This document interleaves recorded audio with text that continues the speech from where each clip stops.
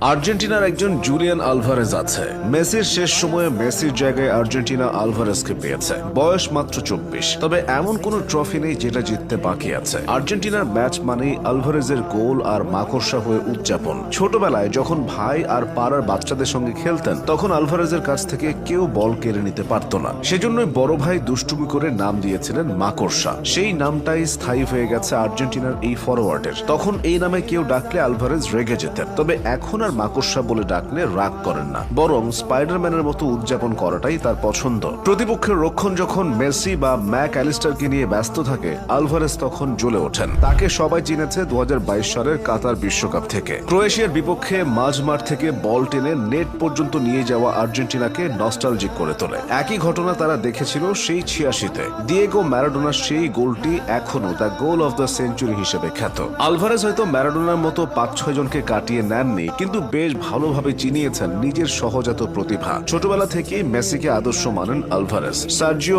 আগুয়েরোর পরে আর্জেন্টিনা দলে তেমন জাতের স্ট্রাইকার আর আসেনি। গত 10 বছরে একজন স্ট্রাইকারের অভাব আর্জেন্টিনাকে বেশ ভুগিয়েছে। হিগুয়েইন তো দুঃস্বপ্ন হয়ে আছে। তবে আলভারেজে এখন আস্থা খুঁজে পাচ্ছেন আকাশী সাদার সমর্থকেরা। মজার ব্যাপার হলো, আর্জেন্টিনার মেইন স্ট্রাইকার লাউতারো মার্টিনেজ যদি অফ ফর্মে না থাকতো, তাহলে আলভারেজকে হয়তো আর্জেন্টিনা পেত না।